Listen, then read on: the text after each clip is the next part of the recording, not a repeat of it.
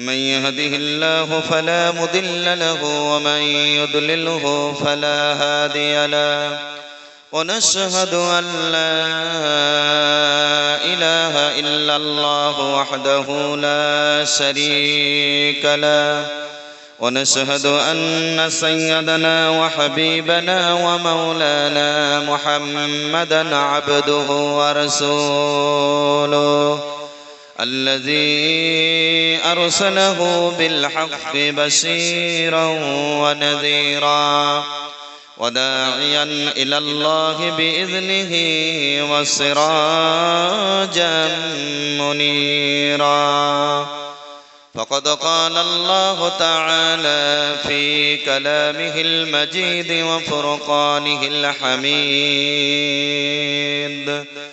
إن الله وملائكته يصلون على النبي يا أيها الذين آمنوا صلوا عليه وسلموا تسليما اللهم صل على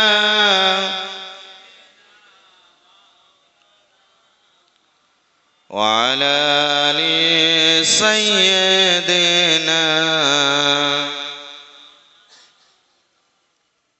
صلى الله عليه وسلم أما بعد فقد قال الله تعالى في كلامه المجيد وفي الفرقانه الحميد فأعوذ بالله من الشيطان الرجيم بسم الله الرحمن الرحيم يسألونك ماذا ينفقون قل ما أنفقتم من خير فللوالدين والأقربين واليتامى والمساكين وابن السبيل وما تفعلوا من خير فإن الله به عليم صدق الله العظيم وقال النبي صلى الله عليه وسلم اذهب فأكرمها فإن الجنة تحت رجليها أو كما قال عليه السلام আমাদের প্রিয়জন মাননীয় ইমাম সাহেব বিদায় নিয়েছেন আরো একজন বন্ধু মোহতারাম মাওলানা তরিকুল ইসলাম সাহেব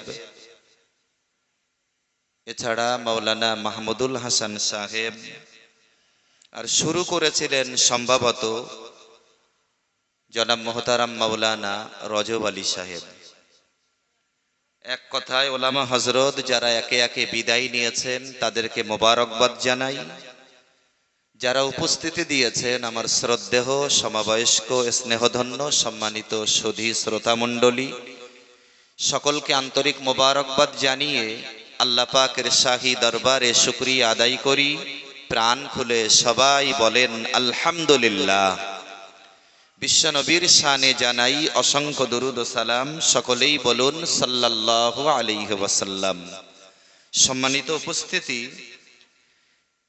আজকে আমি ভাবছিলাম যে একটি মাস রোজা রাখার পরে মানুষের মধ্যে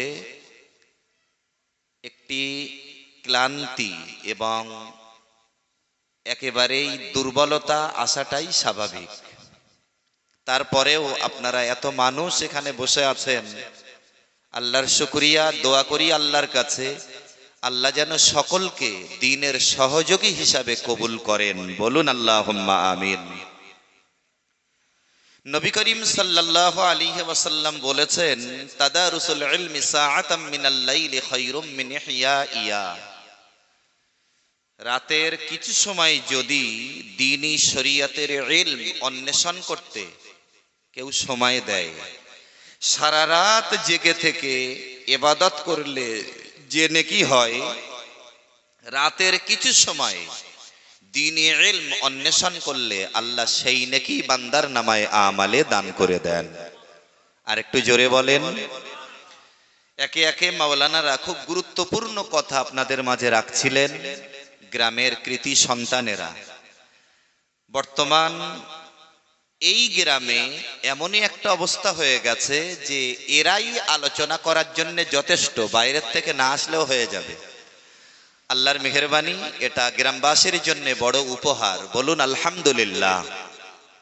নবী করিম সাল্লাল্লাহু আলাইহি ওয়াসাল্লাম আরো বলেছেন, মান খরাজা ফি তলাবিল ইলমি ফাহুয়া ফি সাবিলিল্লাহি হাত্তা ইয়ারজি'। যে ব্যক্তি ইলম অন্বেষণের জন্য বাড়ি থেকে বেরুলো, যত সময় পর্যন্ত ওই ব্যক্তি বাড়িতে না গেল তত সময় পর্যন্ত ব্যক্তি আল্লাহর রাস্তায় অবস্থান করলো।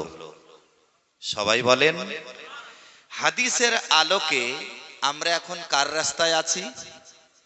দারুণ বুঝেছেন, ভালো লেগেছে। নবী করিম সাল্লাল্লাহু আলাইহি ওয়াসাল্লামের কাছে কোরআন নাজিল হয়েছে সুদীর্ঘ 23 বছর ধরে। মতান্তরে বলা হয়েছে 22 বছর 5 মাস 14 দিন অথবা 23 বছর। 23টা বছর ধরে নবীর কাছে যে কোরআনে কারিম নাজিল হয়েছে, এই কোরআনে কারিমের মধ্যে একদিকে আছে নামাজের কথা, আর একটা দিকে আছে রোজার কথা, হজের কথা, জাকাতের কথা। ঠিক তার পাশাপাশি এটাও আছে সম্প্রীতি বজায় রেখে পরিস্থিতি অনুযায়ী ধর্মপরায়ণতার সঙ্গে শান্তির সঙ্গে বেঁচে থাকার কথা। ঐক্যবদ্ধ হয়ে বাঁচার কথাটাও যেমন আছে, নামাজের কথাটাও তেমন আছে, জাকাতের কথাটা যেমন আছে, আবার সুদমুক্ত জীবন গড়ো এ কথাটাও তেমন আছে। এক কথায় কোরআনে কারিমের মধ্যে সেই কথাই আছে যা মানুষের জন্য দরকার, আল্লাহ তা কোরআনের মধ্যে ভরে দিয়েছেন। সুবহানাল্লাহ, সুবহানাল্লাহ। কোরআন এমন একখানা কিতাব যার মধ্যে রয়েছে মানুষের জীবন যাপনের জন্য যেটা প্রয়োজন সেটা।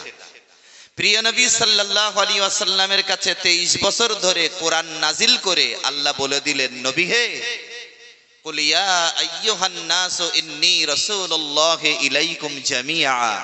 ও নবী, আপনি বলুন, হে মানব সকল। মানুষ বলতে কি কেবলমাত্র মুসলমানদের বোঝায়? না, যারা মানুষ তাদেরকে লক্ষ্য করে আল্লাহ বললেন, নবী আপনি বলুন, হে মানব সকল, আমি তোমাদের সকলের জন্য আল্লাহর পক্ষ থেকে রসূল হয়ে প্রেরিত হয়েছি। সুবহানাল্লাহ বলবেন না? যে নবী কোরআন পেলেন, সেই নবী কোরআনে কারিম দিয়ে মানুষকে কি শিখিয়েছেন?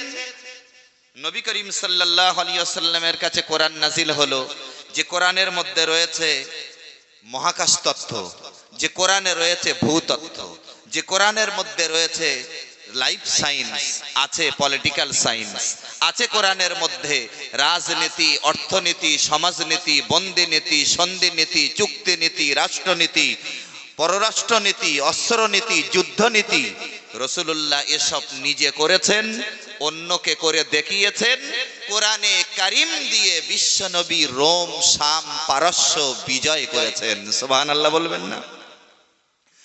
আমার ভাইরা, বাবাজিরা, প্রিয় নবী জনাবে রাসূল আরবি সাল্লাল্লাহু আলাইহি ওয়াসাল্লাম একদিকে যেমন মানুষকে নামাজের কথা বলেছেন, আরেকটা দিকে আল্লাহ রাব্বুল আলামিন তার হাবিবকে অসহায় মানুষ যারা তাদের পাশে দাঁড়ানোর ব্যাপারেও কথা বলেছেন। যদি না বলতেন এই জায়গা থেকে 160-70টা বস্ত্র বিতরণ হতো। একটু কথা বলেন। অসহায় মানুষের পাশে দাঁড়ানোর কথা যদি কোরআনে না থাকতো, ইমানদারেরা ওই কাজটা করার জন্য কি অগ্রসর হতো বলে মনে হয়?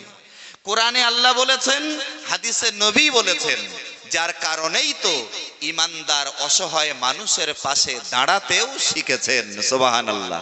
একজন মানুষ যখন ঈমান আনে তখন তার পরজগতের রাস্তা পরিষ্কার হয়ে যায়। সুবহানাল্লাহ বলবেন না? আমি বলছি না, আল্লাহর কোরআন বলেছে।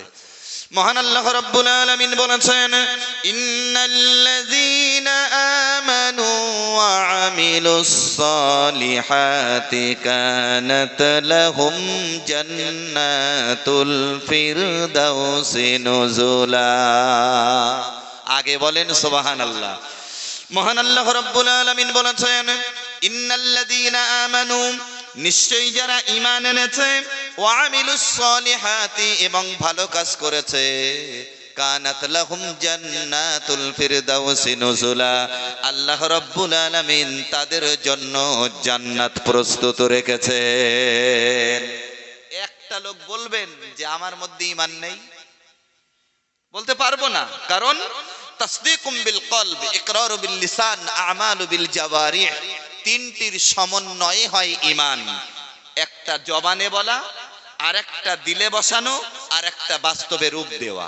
আবু জাহেল, আবু লাহাব, উতবা, শাইবা, মুগীরা, এরা জানতো হযরত মুহাম্মদ আল্লাহর নবী, দিলে বসাতে পারেনি, বাস্তবে রূপ দিতে পারেনি, শুধু জেনেছে, মানতে পারেনি। পূর্ণ ঈমানদার বলতে পারবো? অথবা ঈমানি নূর এতটুক পরিমাণ তাদের মধ্যে ছিল, তা কি বলতে পারবো না। মহান আল্লাহ রাব্বুল আলামিন আরো পরিষ্কার করে দিয়েছেন, ইয়া আইয়ুহাল্লাযীনা আমানু দুখুলু ফিস সিলমি কাফা। আল্লাহ বলছেন, হে ঈমানদারগণ, উদখুলু ফিস সিলমি কাফা, পরিপূর্ণ ইসলামের মধ্যে প্রবেশ করো। সুবহানাল্লাহ বলবেন না? কোরআন থেকে আমি কথা বলছি, আপনাদের কি বুঝতে অসুবিধা হচ্ছে? বরং ভালো, এটাই তো সর্বশ্রেষ্ঠ আলোচনা। এবার দেখুন, উদখুলু ফিস সিলমি কাফা, পরিপূর্ণ প্রবেশ করো। একদিকে একটা মানুষ নামাজ পড়বে, আর একটা দিকে বাজারে যে লটারির টিকিট কাটবে, তাহলে তো পরিপূর্ণ প্রবেশ করা হলো না। একদিকে মানুষ রোজা পালন করবে, আর একটা দিকে বিত্তশালী হওয়ার পরেও যাকাত দিবে না। এমন মানুষ পৃথিবীতে আছে না নেই? একটু কথা বলেন। মুসলিম জনগোষ্ঠী যদি ন্যায্য এবং পর্যাপ্ত পরিমাণে যাকাত দেয়, আমার মনে হয় এলাকায় গরিব থাকবে না। রাগ করছেন? একদম বাস্তব কথা। আজকে আমরা দেখতে পাচ্ছি ঈদের দিনে বিস্তীর্ণ এলাকা জুড়ে নবীন, প্রবীণ, বৃদ্ধ, বৃদ্ধা, যুবক, যুবতী, সবার মধ্যে একটা আনন্দে মেতে ওঠার আবেগ প্রবণতা। এক মাস রোজা রেখে ঈদ একই দিনে হচ্ছে, না কোনো দোদুল্যমান, না কোনো সন্দেহ, একই দিনে সর্বত্র ঈদুল ফিতর উদযাপন হচ্ছে। আনন্দ করব না? বলুন ঠিক না? আমরা করেছি আনন্দ, আর ইসরায়েলের অত্যাচার ফিলিস্তিনবাসীর উপরে যা হয়েছে রমজান মাসেও, আহারে, এটা থেকে যখন দেখি তখন মনে হয় তাদের একটু ইফতার করার মতো সুযোগটাও ছিল না। একটু উন্নত মানের সেহরি তারা আহারীয় হিসাবে গ্রহণ করবে, এই সুযোগ তাদের ছিল না। এত নির্মম অত্যাচার ইসরায়েল ফিলিস্তিনবাসীদের উপরে চালিয়েছে। রাসূল করিম সাল্লাল্লাহু আলাইহি ওয়াসাল্লাম বলেছেন, যে মসজিদুল আকসার দিকে ফিরে বিশ্বনবী নামাজ আদায় করেছেন 16, মতান্তরে 17 মাস, সেই মসজিদুল আকসায় কেউ যদি 1 রাকাত নামাজ আদায় করে, 25,000 রাকাত নামাজের নেকি আল্লাহ তাকে দান করবেন। সেই মসজিদুল আকসা ইহুদিদের দখলে। নবীজি বলেছেন, সময় আসবে এমন, ওই মসজিদুল আকসা ইহুদিদের দখলদারি ছেড়ে মুসলিম জনগোষ্ঠীর দখলে এসে যাবে। জোরে বলেন সুবহানাল্লাহ। আমার ভাইরা, বাবাজিরা, কোন মানুষ যখন ঈমানদার হয়ে যায়, একজন ঈমানওয়ালা মানুষ পবিত্র মাহে রমজানের রোজা ছেড়ে থাকতে পারে না। একজন ঈমানদার মানুষ নামাজ থেকে বিচ্ছিন্ন থাকতে পারে না।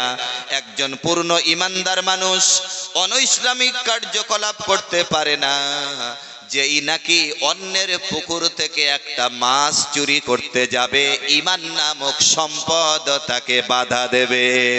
কেউ যখন রোজা রাখবে আর মনে করবে পর পর 10 দিন আমি রোজা রেখেছি, কষ্ট হয়ে যাচ্ছে আর রোজা রাখতে পারছি না।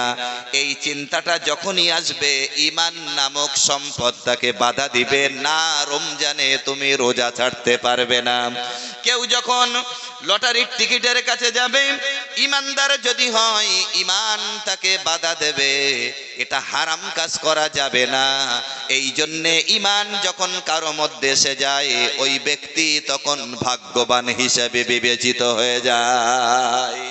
ঈমান এমন একটা সম্পদ যা অন্যায় অপকর্ম থেকে মানুষকে বাঁচায়। সুবহানাল্লাহ বলবেন না? এবার আমি একটুখানি বলি যে আয়াতটা আমি আপনাদের কাছে রেখেছি, ইয়াসআলুনাকা মাযা ইউনফিকুন। এই যে আয়াতটা, আমি এর একটু ছোট্ট করে ব্যাখ্যা দিলে আরো বোঝা যাবে। আমাকে টাইম বেঁধে দিয়েছে 12টা পর্যন্ত।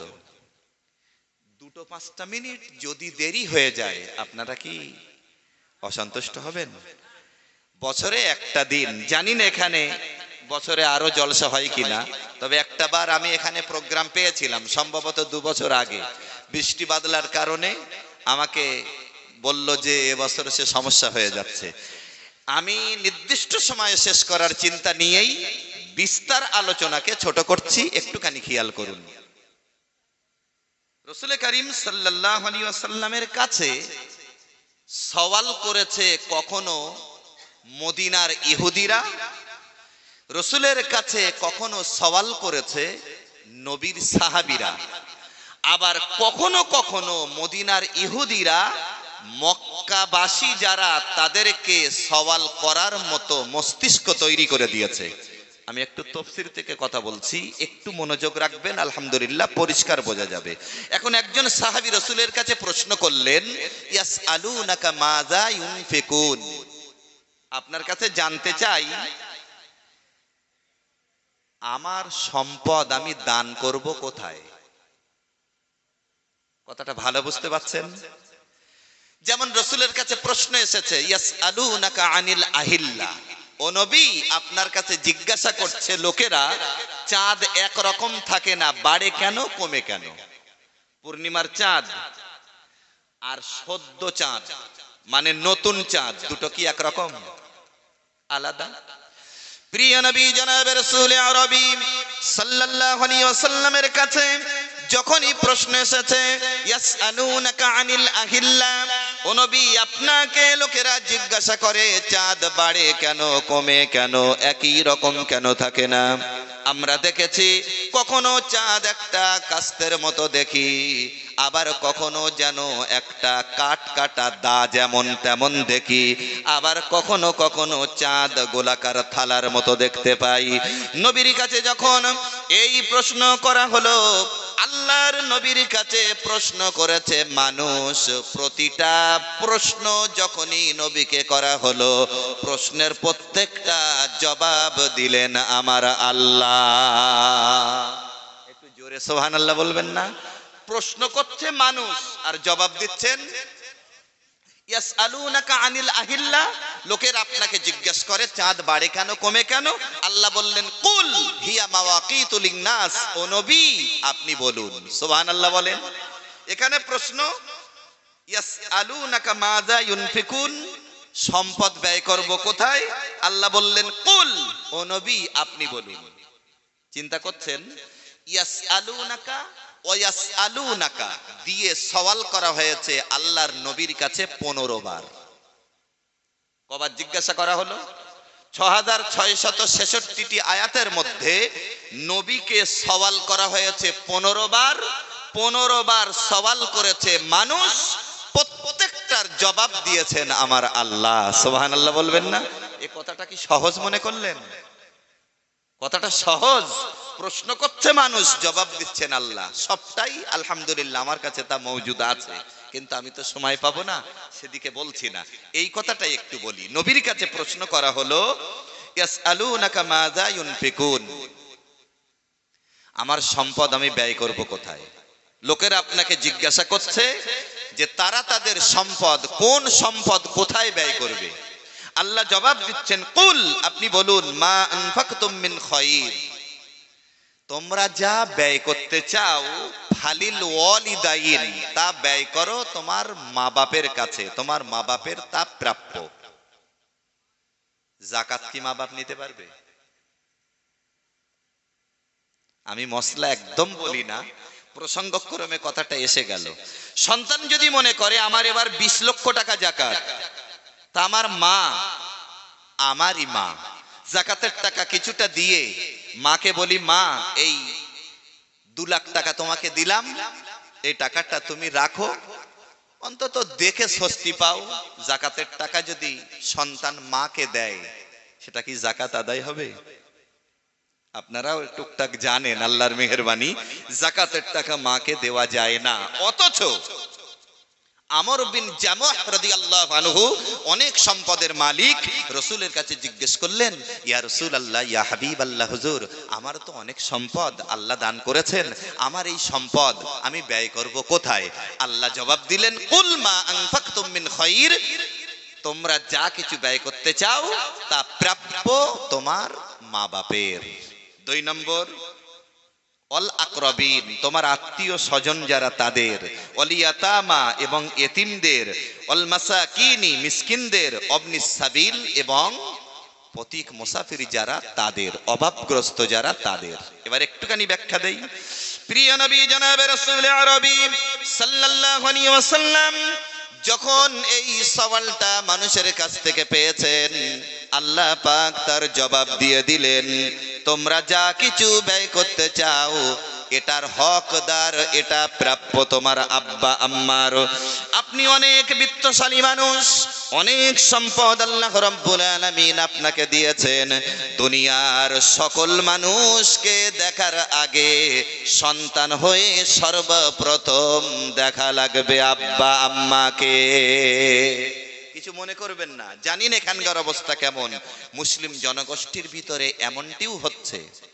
হাদিস বলেছে, ওয়াসাদাল কবিলাতা ফাসিকুহুম, সময় আসবে এমন যখন সমাজের গোমড়া ব্যক্তিরা মোড়ল হবে। এটা একদম হচ্ছে না, তাই না? একদম সব জায়গায় কলিক থেকে কলম ভেঙে যায়, সে এক বড় মোড়ল। এটা হচ্ছে না, সর্বত্র এটা চলছে তো চলছেই। নবী করিম সাল্লাল্লাহু আলাইহি ওয়াসাল্লাম বলেছেন, সময় আসবে এমন যখন বন্ধুকে আপন করবে, আপন পিতাকে দূরে সরিয়ে রাখবে। আজকে দেখুন, একই পরিবারভুক্ত পরপর 8টা কি 9টা কি 7টা ভাই বাস করছে, আব্বা আম্মা আছে, বন্ধুগুলো সব ঈদের দিনে এক বন্ধু আরেক বন্ধুর বাড়িতে হাজির, কিন্তু মা আব্বা তাদের পায়ে হাত দিয়ে একটু সালাম করা, তাদের কাছ থেকে দোয়া নেওয়া, পরিবেশের এমন অভাব, সন্তানেরা মা বাপের কাছে দোয়া চাইতেও লজ্জা করে। খুব ভুল বলছি না বলো? আমি অনেক ছেলেকে বলেছি, আজকে ঈদের দিন তুমি তোমার আব্বা আম্মার কাছ থেকে দোয়া নিয়েছো? লজ্জা লাগে, কি করে বলি। চিন্তা করছেন? এগুলো আমাদের পরিবেশের দোষ। এই জন্যে এই পরিবেশটা ভালো করার জন্য কিন্তু সংগঠনের বিরাট একটা চেষ্টা চলছে। আল্লাহ যদি চান, একদিন জানাজা নামাজের দোয়া শিখে ছেলেগুলো জানাজা নামাজে দাঁড়াবে।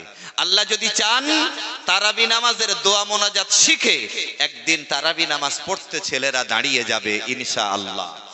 আমার ভাইরা বাবাজিরা, কলিজার টুকরা সন্তান, মা আব্বার সঙ্গে এমন সম্পর্ক থাকবে, একটুখানি তো না বলে পারি না।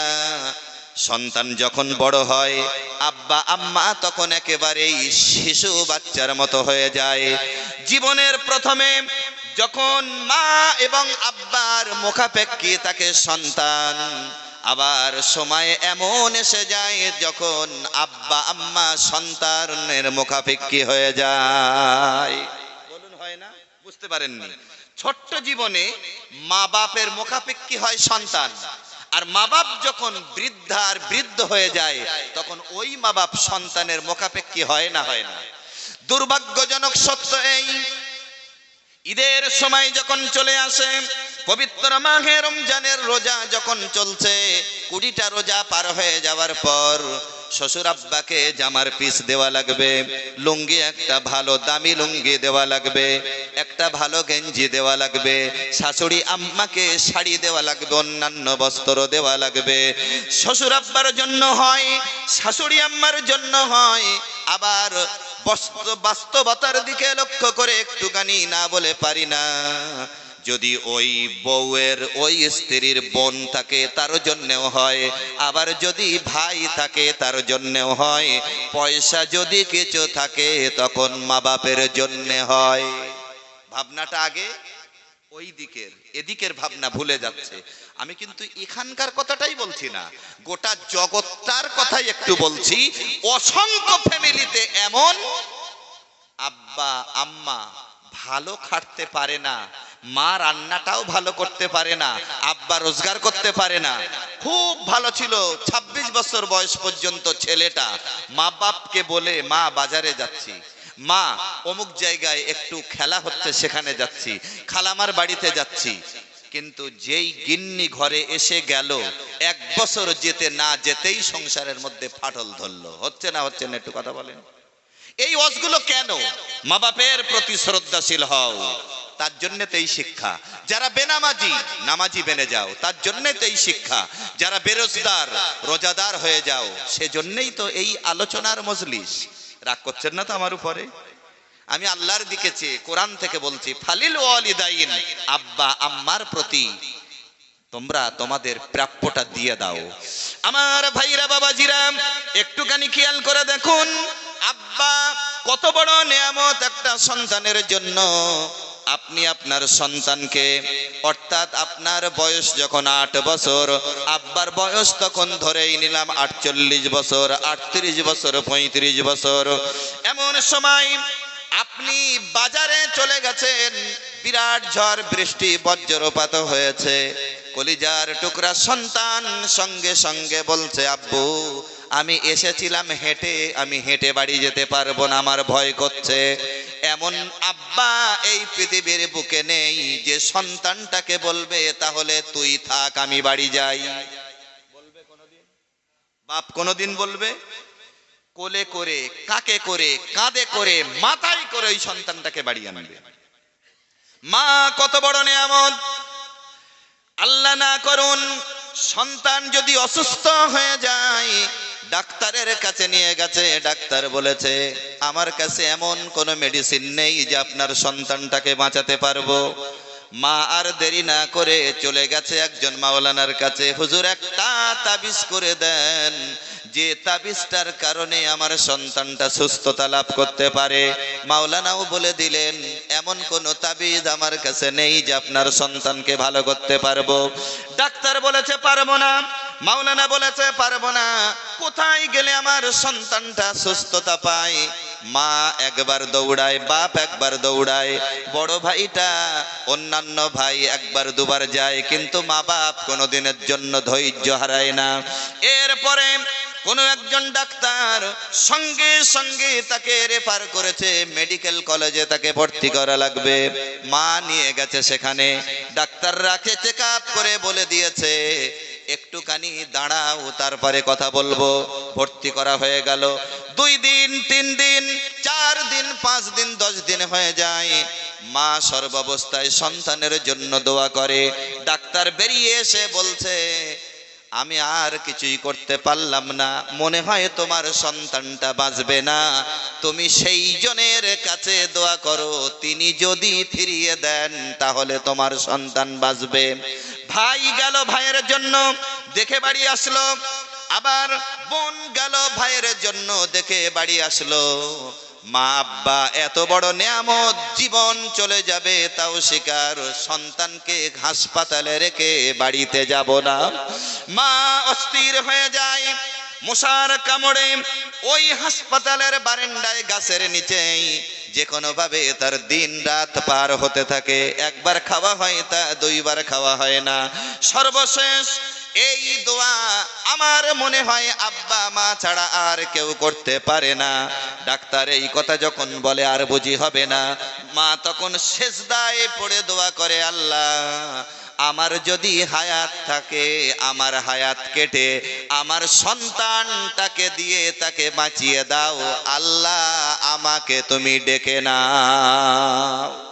বলুন, মা ছাড়া আব্বা ছাড়া এই কথা কে বলতে পারে? আপনাদের স্টেশন কোথায়? চাঁপাপুকুর। চাঁপাপুকুর।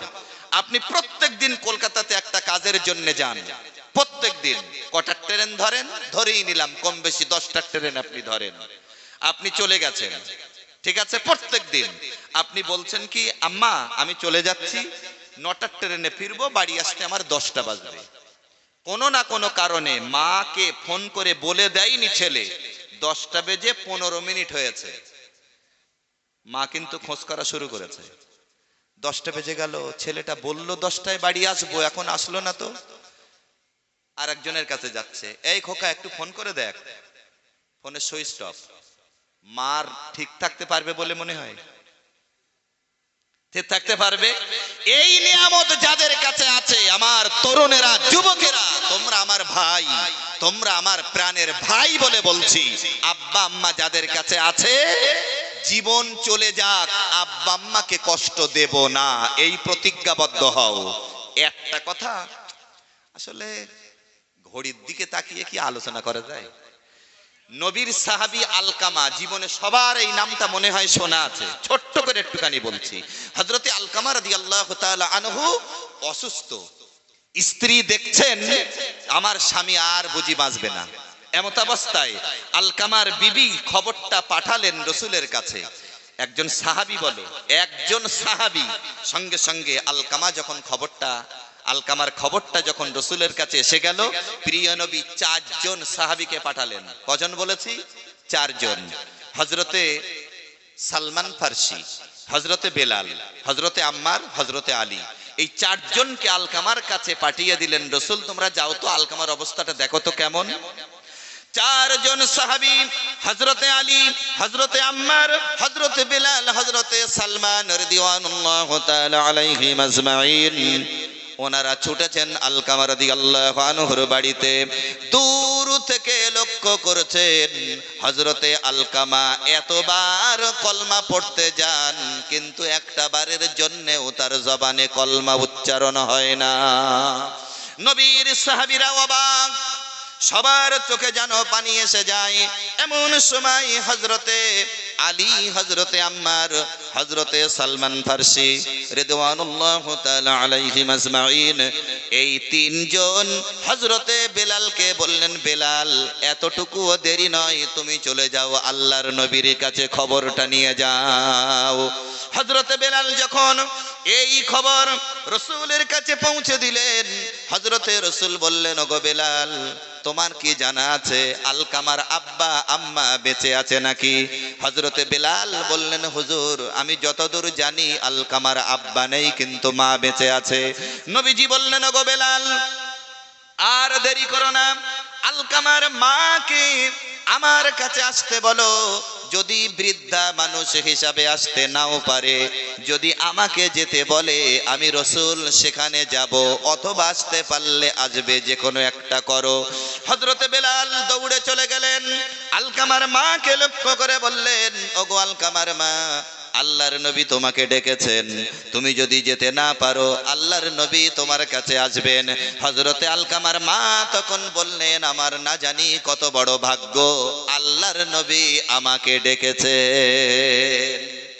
আলকামার মা পুজো হয়ে গেছে, বৃদ্ধা মানুষ লাঠি ধরে বিশ্ব নবীর দরবারে উপস্থিতি দিয়ে ফেলেছেন। সালাম দিলেন রসুলকে, রসুল জবাব দিলেন, বললেন বসো। হযরতে রসুল বললেন, তুমি আলকামার মা? জি আমি আলকামার মা। তোমার কাছে তোমার সন্তান আলকামা কেমন? সঙ্গে সঙ্গে আলকামার মা তখন বললেন, হুজুর আমার সন্তান নামাজের দিক দিয়ে তার কোনো দুর্বলতা নেই, রোজার দিক দিয়ে কোনো কৃপণতা নেই, দান সদকার দিক দিয়ে কোনো রকমের পিছপা নেই। আপনি আমার সন্তানকে এটাই বলতে পারেন, নামাজে এগিয়ে, দানে এগিয়ে, দান সদকা, রোজা, ইবাদত সর্বদিক দিয়ে আমার সন্তান এগিয়ে, আমি মা হয়ে এটা বলতে পারি। রাসূল করিম সাল্লাল্লাহু আলাইহি ওয়াসাল্লাম বললেন, আলকামার সঙ্গে তোমার সম্পর্ক কেমন? বুঝতে পারছেন তো কথা? সঙ্গে সঙ্গে আলকামার মা তখন বললেন, হুজুর আলকামার সঙ্গে আমার সম্পর্কটা খুব ভালো নেই। কেন? না সে বিবি যা বলে তাই শোনে, আমার সঙ্গে তার সম্পর্কটা ভালো নেই। রাসূল করিম সাল্লাল্লাহু আলাইহি ওয়াসাল্লাম বললেন, সাহাবীরা, আমার মন বলছে মায়ের সঙ্গে সম্পর্ক ভালো না থাকার কারণেই আলকামার নসিবে কলমা মিলছে না। জীবনের প্রথম যেদিন পড়েছি আমি তো আটকে উঠেছি, যে কি অবস্থা। একজন সাহাবী, যে সাহাবীদের ব্যাপারে রাসূল বলেছেন, আবাররুহা কুলুবান ওয়া আমাকুহা ইলমান ওয়া আকাল্লুহা তাকাল্লুফান ইখতারাহুমুল্লাহু লিসাহবাতি নাবিয়্যিহি ওয়া লিইকামাতি দীনিহি। রাসূলুল্লাহ সাল্লাল্লাহু আলাইহি ওয়াসাল্লামের সাহাবীরা ছিলেন কৃত্রিমতা বর্জিত, অন্তরের দিক দিয়ে পবিত্রতম এবং গভীর জ্ঞান সম্পন্ন। তারা ছিলেন রাসূলুল্লাহর সহচর্য অনুসারী। সুবহানাল্লাহ। সেই সাহাবীদের মধ্যে একজন হযরতে রাসূল বললেন, আলকামার মা, তুমি তোমার আলকামাকে ক্ষমা করে দাও। আলকামার মা বলছেন, হুজুর আমি ক্ষমা করব না। আলকামা জীবনে আমার সঙ্গে যে দুর্ব্যবহার করেছে বিবির কথা অনুযায়ী, আমি তাকে ক্ষমা করব না। রাসূলুল্লাহ বলছেন, বেলাল, ক্ষমা যখন করবে না, শুকনো কাঠ নিয়ে এসো আর আগুন নিয়ে এসো, আগুন জ্বালিয়ে দেব, আলকামাকে জীবিত অবস্থায় ওই জ্বলন্ত আগুনের উপরে ফেলে দিয়ে তাকে দুনিয়া থেকে বিদায় করব। এটা ছিল রাসূলুল্লাহর কৌশল। সুবহানাল্লাহ, সুবহানাল্লাহ। নবীজি বললেন, বেলাল, শুকনো কাঠ আর আগুন নিয়ে এসো। হযরতে বেলাল রাদিয়াল্লাহু আনহু যখনই শুকনো কাঠ আর আগুনের সন্ধান করার জন্য ব্যস্ত হয়ে পড়বেন, এমত অবস্থায় হযরত আলকামার মা বললেন, ইয়া রাসূলুল্লাহ, ইয়া হাবিবাল্লাহ, হুজুর, আমার কলিজার টুকরা সন্তান, আমি মা, আমার চোখের সামনে আগুনে জ্বলবে, আমি মা হয়ে কোনোদিন আমার সন্তান পুড়ে যাওয়া সহ্য করতে পারবো না। রাসূল বললেন, তাহলে ক্ষমা করে দাও। দুনিয়ার আগুন তো জাহান্নামের আগুনের 70 ভাগের 1 ভাগ, 69 ভাগ মাইনাস।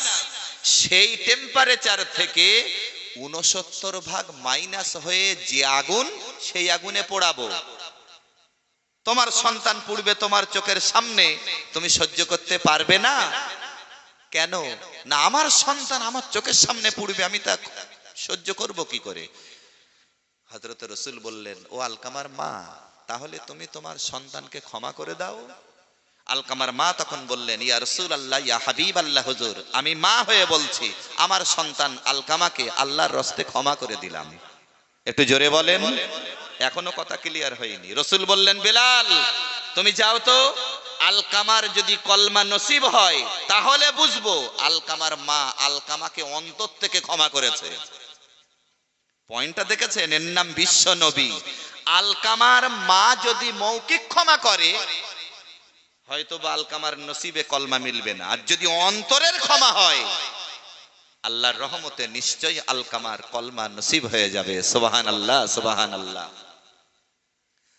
আর দেরি না করে হযরতে বেলাল রাদিয়াল্লাহু আনহু এতটুকুও দেরি না করে আল্লাহর নবীর কথা অনুযায়ী দৌড় দিলেন আলকামার বাড়িতে। এমন সময় হযরতে বেলাল বলছেন, আমি আলকামার কাছাকাছি যাওয়ার আগে দূর থেকে শুনতে পাচ্ছি আমার আল্লাহ পাক আলকামার জবানে কলমা পড়ার ভাগ্য মিলিয়ে দিয়েছে। আর একটু জোরে বলবেন না? তাহলে আলকামার মায়ের ক্ষমাটা মৌখিক না আন্তরিক? আন্তরিক, যার কারণে হযরতে বেলাল বলছেন, আমি তখনও পৌঁছাইনি, তার আগেই আলকামার জবান থেকে কলমা উচ্চারণ হয়ে যাচ্ছে। সুবহানাল্লাহ। এবার বলি, যে মানুষটার মধ্যে রয়েছে দান, যে মানুষটার মধ্যে রয়েছে নামাজ, যে মানুষের মধ্যে রয়েছে ধর্মপরায়ণতার পূর্ণতা, সেই মানুষটা বেঈমান হয়ে তো মরতে পারে না। বিশ্ববাসীকে শিক্ষা দেওয়ার জন্যই আমার আল্লাহ এই সুন্দর উপমা সেট করে দিলেন সাহাবী, সাহাবীর মা এবং রাসূলুল্লাহর সমন্বয়ে। সুবহানাল্লাহ বলবেন না? এই জন্য বলি, যার ভিতরে নামাজ থাকবে, যার ভিতরে রোজা থাকবে, যে নারীর ভিতরে পর্দা থাকবে, যে পুরুষের ভিতরে থাকবে শালীনতা, যে পুরুষের মধ্যে থাকবে জামাতবদ্ধ হয়ে বেঁচে থাকার চিন্তা, যে পুরুষ মানুষের ভিতরে থাকবে নীতি নৈতিকতা, যার মধ্যে থাকবে ঈমানি জাজবা, আল্লাহ রাব্বুল আলামিন তাদেরকে লক্ষ্য করে কত সুন্দর কথা বলেছেন।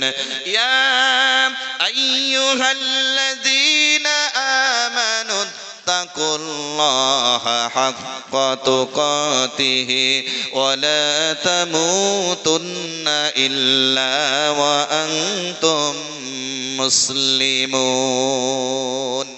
ঈমানদার যারা তাদের ডেকে বলছেন, ইয়া আইয়ুহাল্লাযীনা আমানু, হে ঈমানদারগণ, ইত্তাকুল্লাহ, তোমরা আল্লাহকে ভয় করো, হাক্কা তুকাতিহি, ভয় করার মতো ভয় করো, ওয়ালা তামুতুন্না, মৃত্যুবরণ করো না, ইল্লা ওয়া আনতুম মুসলিমুন, যতক্ষণ পরিপূর্ণ মুসলমান না হচ্ছ। সুবহানাল্লাহ, সুবহানাল্লাহ। আল্লাহ আমাদের পরিপূর্ণ মুমিন মুসলমান হওয়ার তৌফিক দান করুন, বলি আল্লাহুম্মা আমিন। একদম শর্টে বলি, ওয়াল আকরাবিন, আত্মীয় স্বজন। পবিত্র মাহে রমজানে বিবির জন্য বস্ত্র এনেছেন, ছেলের জন্য বস্ত্র এনেছেন, মায়ের জন্য বাপের জন্য বস্ত্র এনেছেন। ঠিক তার পাশাপাশি খালামা গরিব মানুষ, ফুবুমা গরিব মানুষ, খালাতো ভাইটা গরিব, ফুবাতো ভাইটা গরিব। আপনি যদি বিত্তশালী হয়ে থাকেন, ওয়াল আকরাবিন, আত্মীয় স্বজন যারা, তাদেরকেও দেখা লাগবে। হাদিস শরীফের ভিতরে এসেছে, ক্বালান নবী সাল্লাল্লাহু আলাইহি ওয়াসাল্লাম, ইন্না লি যারাইনি ফাইলা আইয়িহিমা উহদি, ক্বালা ইলা আকরাবিহিমা মিনকা বাবা, আও কামা ক্বালা আলাইহিস সালাম।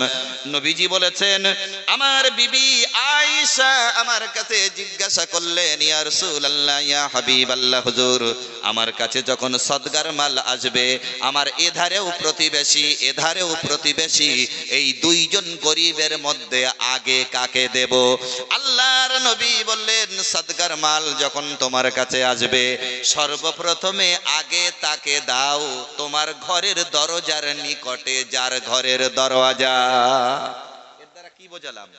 বাড়ির পাশে গরিব, সেই বুনোরাটি দান করতে যাচ্ছি, কথা বোঝা যায়নি?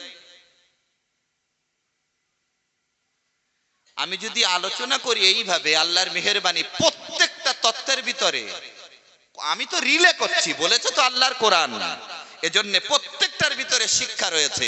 ইন্নালি যারাইনি ফাইলা আইয়িহিমা উহদি, ক্বালা ইলা আকরাবিহিমা মিনকা বাবা। রাসূলুল্লাহ বলছেন, আয়েশা, তোমার ঘর আর পাশের ঘর, তোমার ঘরের কাছাকাছি যার ঘর, সেই গরিবকে আগে দাও। কথা বোঝা গেছে? এজন্য প্রতিবেশীর হক আদায় করা একজন মুমিনের দায়িত্ব ও কর্তব্য। আমার ভাইরা বাবাজিরা, একদিকে গরিব যারা, তাদেরকে দিতে হবে, আর একটা দিকে মিসকিন যারা, তাদেরকে দিতে হবে।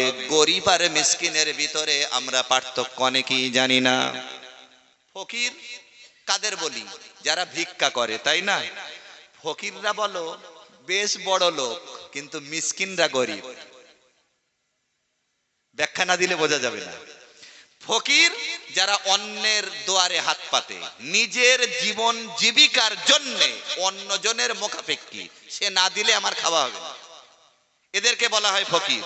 আর মিসকিন কারা? যে মানুষটা সুন্দর সাজসজ্জা করে, এমন পোশাক পরে বাইরে বেরিয়েছে, লোকে মনে করবে যে সত্যিই লোকটা ভদ্রলোক, অথচ 6 দিন উনুনে আগুন জ্বলে না, এদেরকে মিসকিন বলা হয়েছে। এক কথায় ইসলামের পরিভাষায় গরিব ভদ্রলোক। ফকিরের চেয়ে গরিব ভদ্রলোক এখন সমাজে বেশি। তার ভদ্রতায় বাজে কারোর কাছে হাত পাততে যে আমি চাই কি করে, অথচ আমার ছেলেটার একটা বস্ত্র এনে দেবো, পয়সা নেই। আমার মেয়েটার একটা জামা কিনে দেবো, পয়সা নেই। স্ত্রীর একটা শাড়ি এনে দেবো ঈদের দিন কি ঈদের আগে, আমার কাছে পয়সা নেই। ইসলাম শিখিয়েছে জাকাতের মাল ওই মিসকিনদেরকে দিয়ে দারিদ্রতা যতটা সম্ভব মুক্ত করো।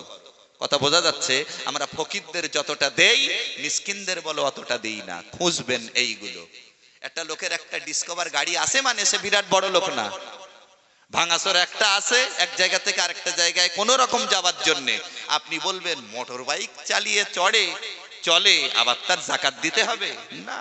থাকতেই পারে তার, অথচ সে তো সাহেবে নেশাবের পর্যায়ে নেই। গাড়িটা রেখেছে কেন? দুটো রোজগার করার জন্য। লবণ আনতে পান্তা ফুরিয়ে যায়, অথচ সে অন্যের কাছে হাত পাতে না। এই লোক নেই সমাজে বলুন? প্রচুর আছে না? এই জন্য বলি, ফকিরদের চেয়ে মিসকিনদেরকে বেশি দেন। আমার ভাইরা বাবাজিরা, তারপরে আল্লাহ রাব্বুল আলামিন বলেছেন অলিয়াতামা, এতিম যারা তাদেরকে দাও। এই এতিম কাদের বলে? শেষ করে দেই, ঠিক আছে? একটা সিস্টেম আছে তো, ওরা বলেছে এক একটা ব্যাখ্যা একটু একটু বেশি করে না দিলে না একটু ক্লিয়ার হয় না। আমি কত ছোট করব ভেবেও পাচ্ছি না, যার কারণে আমি আর বাড়ছি না। আপনারা সবাই ভালো থাকুন। আর এখান থেকে অনেকটাই বস্ত্র দেওয়া হয়েছে, এটা আমি সত্যি সত্যি খুব অভিভূত, মুগ্ধ, আনন্দিত। কারণ যারা বস্ত্র এখান থেকে পেয়েছে, আমার মনে হয় তাদের ভিতরে ফকিরও আছে, মিসকিনও আছে, অভাবগ্রস্ত মানুষও আছে। তার মানে কি? আল্লাযীনা, আল্লাহর কোরআন বলেছে আল্লাযীনা ফি আমওয়ালিহিম হাক্কুম মালুমুল লিসাইলি ওয়াল মাহরুম, ধনীদের সম্পদের উপরে গরিবদের অধিকার রয়েছে। এই অধিকার কথাটা বলা খুব সহজ না। অধিকার কাকে বলে? মেয়েটা এসে যদি বলে আব্বু পরশুদিন ঈদ, আমার একটা শাড়ি দাও, এটা তো মেয়ে বাপের কাছে দাবিদার, তাই না? আব্বাও নেই, মাও নেই, ভাইয়ের কাছে এসে বলছে। ভাই তখন বলছে তোরে কি করে দেই বল দিন, ওরে আমি এখন দিতে পারবো না, তুই যা। তখন কিন্তু বোন কথা বলতে পারে, ভাই আমি কিন্তু তোমার কাছে অধিকার প্রাপ্তা, কারণ আমার যে ফারায়েজ সেটা তো আমি বিক্রি করে বাড়লে যাইনি, তার থেকে আমাকে দাও। ইসলামের এইসব কালচার গুলো না আমরা শুধু গবেষণা করি না, তাই আমি বলি আল্লাহর ওয়াস্তে সম্ভব হলে কোরআন শরীফের তাফসীর কিনে একটু পড়ুন, কপাল খুলে যাবে যে আমার এই জানা বোঝার জন্য আলহামদুলিল্লাহ যথেষ্ট বলে মনে হবে। বোনের হক আদায় করুন, খালামার হক আদায় করুন, ফুবুমার হক আদায় করুন, এগুলো সব দরকার। একদিকে মা বাপ সহ নিকটতম আত্মীয় স্বজন যারা দেখি তারা কেউ গরিব আছে কি নেই তাদেরকে দেই। কথা বোঝা যাচ্ছে? একদম শেষ কথা এটাই বলি, এই যে বস্ত্র বিতরণী অনুষ্ঠান, আমি চাই আর এবছরে যদি 170টা হয়, আগামী বছর যেন 200 পার হয়ে যায়। পারলে আপনারা একটা দুটো পাঁচটা করে বস্ত্র আপনারা সহযোগিতা করবেন, দেখবেন এখানকার যুবকেরা তরুণেরা আরো উৎসাহিত হবে। ওরা দূরে খবর দিবে, বিত্তশালী মানুষদের কাছ থেকে টাকা এনে বস্ত্র কিনে অভাবগ্রস্ত যারা তাদেরকে দেবে। আল্লাহর মেহেরবানি, এই কাজগুলো সত্যিই সমাজ সংস্কারমূলক কাজ, দারিদ্রতা মুক্ত করার জন্য এটাও একটা হাতিয়ার। আর একটা কথা বলি, ইসলামের দৃষ্টিতে বলা হয়েছে কেউ যদি খোদাদ্রোহীও হয়, ভাষাটা বুঝেছেন? খোদাদ্রোহী, রসুল বিরোধী, কোরআন বিরোধী, ইসলাম বিদ্বেষী, তারপরেও অন্য বস্ত্র বাসস্থানের জন্য যদি তোমার কাছে হাত পাতে, হোক মুসলিম অথবা নন মুসলিম, যাই হোক না কেন, তিনটে বিষয় অন্ন, বস্ত্র, বাসস্থান, এই তিনটে বিষয়ে যদি তোমার কাছে অভাবগ্রস্ত সে হয়ে আসে, তুমি তার দারিদ্রতা মুক্ত করার জন্য অভাবগ্রস্তকে তুমি সাহায্য করতে পারো, যদি সে আল্লাহকে গালিও দেয়। কথা বোঝা যাচ্ছে?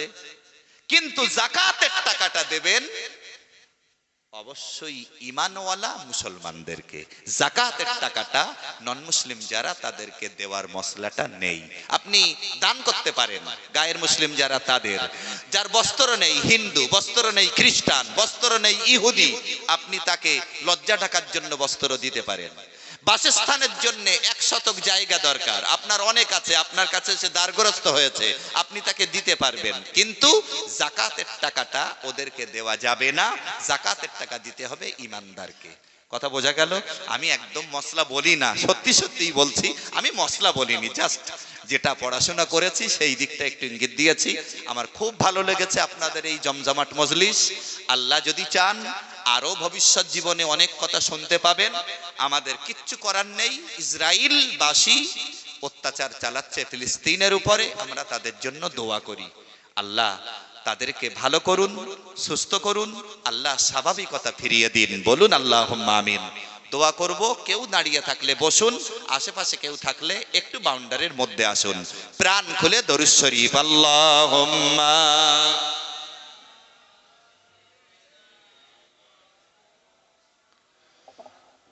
ওয়া আলা আলি সাইয়্যিদিনা ভালো লাগছে, আরেকটু প্রাণ খুলে পড়েন, আরেকটু আওয়াজ দেন, আল্লাহুম্মা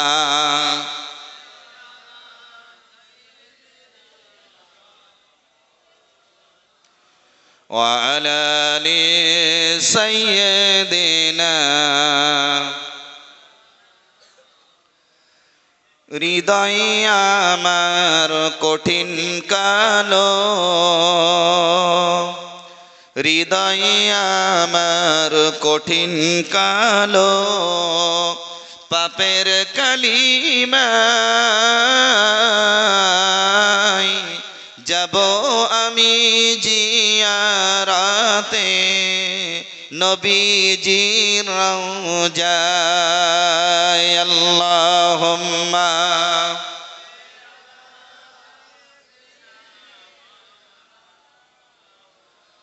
ওয়া আলা আলি সাইয়্যিদিনা। ও দরিয়া শুকিয়ে যারে মদিনাতে যাই, পেরিয়ে যেতে পয়সা লাগে সবার কাছে নাই। আল্লাহুম্মা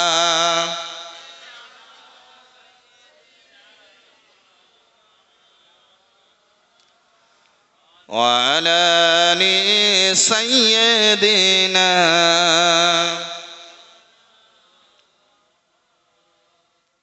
বিসমিল্লাহ সহ সূরা ফাতিহা একবার, সূরা ইখলাস তিনবার, সবাই পড়ে নেই।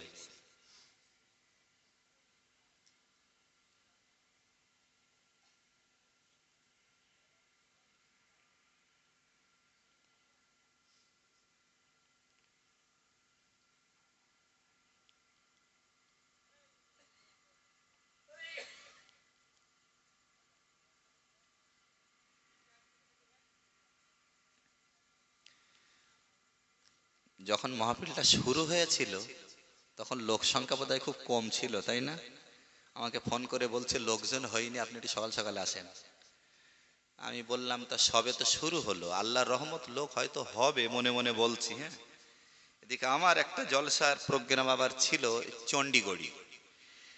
হঠাৎ করে ওরা সে প্যান্ডেল না থাকার কারণে আমাকে বলল যে একটা সমস্যা হয়ে গেছে, আমরা ভেবেছিলাম প্রতি বছরে এটা তো করি, আপনাকে নিয়ে একটু দোয়া সাবরসানি করে নেব, 8:30টায় উঠে 10টায় ছেড়ে দিলেই হবে। আমি বললাম 11টায় আমার জরুরি জলসা আছে। বলছে যেতে 20 মিনিট টাইম লাগবে, আপনি একটু আসবেন। আলহামদুলিল্লাহ বলে দাওয়াত কবুল করলাম। ওরা যখন ওটা পেরে উঠলো না আর, তখন আমি ফ্রি হয়ে গেলাম, একটু অন্যান্য কথা হচ্ছিল গ্রামের কিছু মানুষের সাথে। তারপরে আমি শুনলাম যে আমাকে 10টায় স্টেজ নিতে হবে। তরিকুল সাহেব কিছু বলবেন, বাহারুল সাহেব কিছু বলবেন, কিন্তু তার মাঝেও সকাল সকাল যাতে শেষ হয়ে যায়। কিছুক্ষণ পরে আবার শুনতে পাচ্ছি 10:30টায় উঠতে হবে। আমি তখন বেরিয়ে পড়েছি। আবার কিছুক্ষণ পরে শুনছি যে না 11টায় উঠতে হবে। এসে শুনছি 11:15 উঠতে হবে। যাক আলহামদুলিল্লাহ, আল্লাহ যেভাবে তকদিরে রাখেন সেইভাবেই তো তকদির সেটা হয়। খায়রিহি ওয়া শাররিহি মিনাল্লাহি তাআলা, ভালো মন্দ যেটাই হয় আল্লাহর পক্ষ থেকে হয়। হয়তো একটু অভিমান করতাম যদি আমার বাউন্ডারির বাইরের কেউ হতো। আমি দেখছি সব আমাদেরই মানুষ, নিজের মনে করেই এক কথা হয়তো 5 বার বলছে, সুবিধা অসুবিধা হতেই পারে। আমি বলি অল ইন্ডিয়া সুন্নাতুল জামাত সংগঠনের কর্মকর্তা এবং এখানে দায়িত্বশীল ব্যক্তিত্ব যারা আছেন, আল্লাহর মেহেরবানি, শিক্ষা আন্দোলনের পিছনে সর্বাবস্থায় আমাদের চিন্তা ভাবনা আছে বলেই আমরা মনে করি, আর্থিক সহযোগিতা আছে বলেই মনে করি। আপনারা যারা জাকাত দাতা, আমার তো মনে হয় এক একজন জাকাত দাতাকে 7টা 8টা শুধু আমাদের সংগঠনের মাদ্রাসায় জাকাত দিতে হচ্ছে। এটাতে দিতে হয়, ওটাতে দিতে হয়, তোমারটা হয়ে গেল আবার অমুক আসবে, তোমারটা হয়ে গেল অমুক আসবে, তোমারটা হয়ে গেল অমুক আসবে, এছাড়া বাইরে তো আছেই, তাই না? তারপরেও আল্লাহ তার বান্দাদেরকে দিয়ে চালাচ্ছেন। এতগুলো মাদ্রাসা জনগণ চালায়, আল্লাহ পাক চালান। আল্লাহ যেন এই দ্বীনি ইলমের চর্চা জনম জনম জারি রাখেন, বলি আল্লাহুম্মা আমিন। একবার দরুদ শরীফ দোয়া করব, আল্লাহুম্মা সাল্লি আলা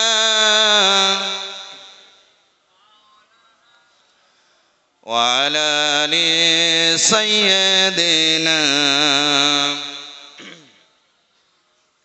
اللهم آمين ربنا ظلمنا أنفسنا وإن لم تغفر لنا وترحمنا لنكونن من الخاسرين ربنا ظلمنا أنفسنا وإن لم تغفر لنا وترحمنا لنكونن من الخاسرين رب العالمين অনেক মানুষ একত্রিত হয়ে গভীর রজনীতে তোমার দরবারে হাত তুলেছি আল্লাহ আমাদের গুনার দিকে তাকিও না আমাদের অনেক পাপের কাজ করে ফেলি সেদিকে তাকিও না রব্বুল আলামিন গুনার দিকে না তাকিয়ে পাপের কাজের দিকে না তাকিয়ে আমরা তোমার বান্দা তোমার নাম রহমান রহিম নামের বরকতে আমাদের জিন্দেগীর গুনাহ মাফ করে দাও রব্বুল আলামিন এই তো রোজা আমাদের থেকে বিদায় হয়ে গেল আয় আল্লাহ আগামী বছর কার নসিবে আছে আর কার নসিবে নেই আমরা জানি না জানার মালিক একমাত্র তুমি আল্লাহ আমাদের সকলের রোজাগুলো তুমি কবুল করে নাও রব্বুল আলামিন আমাদের সেহরি আমাদের তারাবি আমাদের ইফতার আমাদের দান সদকা যাকাত ফিতরা আল্লাহ তোমাকে রাজি খুশি করার জন্য যে যতটুকু করেছি আল্লাহ সকলের এই ইবাদত তুমি কবুল করে নাও রব্বুল আলামিন তরুণেরা যুবকেরা শ্রম দিয়ে বুদ্ধি খাটিয়ে মানুষের কাছ থেকে সহযোগিতা নিয়ে এই যে দ্বীনি জলসা কায়েম করেছেন আল্লাহ তাদের দ্বীনের খাদেম হিসাবে কবুল করে নাও আল্লাহ যারা এসেছেন এত সুন্দর পরিবেশ যারা গড়েছেন তাদের দ্বীনের সহযোগী হিসাবে কবুল করে নাও রব্বুল আলামিন তেলাওয়াত হলো দোয়া দরুদ জিকির আজকার ধর্মীয় আলোচনা যা কিছু করলাম ত্রুটি বিচ্যুতি বেয়াদবি ক্ষমা করে দিয়ে এর বিনিময়ে যদি দিয়ে থাকো আল্লাহ এর সওয়াব তোমার হাবিব জনাবে রাসূল আরবি সাল্লাল্লাহু আলাইহি ওয়াসাল্লামের রূহ মুবারকে পৌঁছে দাও तमाम नबी रसूल साहबा साहबिया ताबिईन ताबिईनদের রূহের পরে সওয়াব পৌঁছে দাও খোলাফায়ে রাশিদিন উম্মাহাতুল মুমিনিনদের রূহের পরে পৌঁছে দাও আল্লাহ চার তরিকার পীর সাহেব চার মাযহাবের ইমামদের রূহের পরে পৌঁছে দাও বড় পীর সাহেব হুজুর আজমিরি হুজুর আলফেসানি হুজুর সুফি ফতেহ আলী ওয়াইসি হুজুর দাদা হুজুর পাঁচ হুজুর আল্লাহ হুজুরদের খলিফা মুরিদ যারা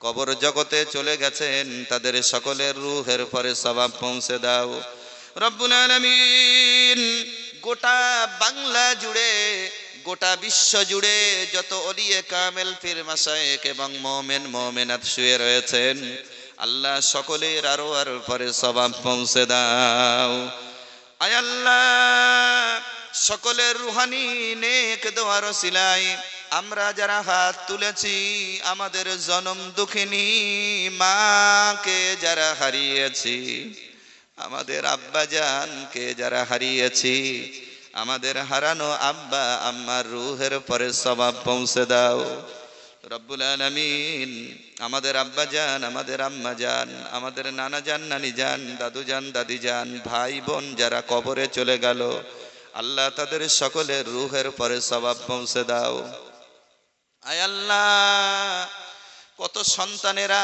ঈদের দিনে মা ঈদের নামাজে যাই আমার জন্য দোয়া করো এই কথা বলার মতো অনেকের মা নেই অনেকের আব্বা নেই আল্লাহ আব্বা আম্মার রুহানি দোয়ার বরকতে সন্তানের জীবন সুখময় শান্তিময় করে দিও আয় আল্লাহ বিস্তীর্ণ এলাকা জুড়ে এই গ্রাম সহ যারা কবরে চলে গেল আল্লাহ সকলের কবরগুলো জান্নাতের নূর দিয়ে ভরে দাও আল্লাহ যারা বস্ত্র দানে সহযোগিতা করেছেন যারা হাতে করে দান করেছেন আদ্দা আল্লু আলাল খায়রি কাফাইলি তাদেরকে হাদিসের উপরে তুমি কবুল করে নাও রব্বুল আলামিন আমাদের সকলের বাড়ির আসমানের বালা জমিনের বালা জিসমানি বালা থেকে হেফাজতে রাখো আল্লাহ মা বোনদের প্রতি তুমি রহম করো হালাল রোজগারের পথে যারা দৌড়াই, আল্লাহ সকলকে রিজকে বরকত দান করে দিও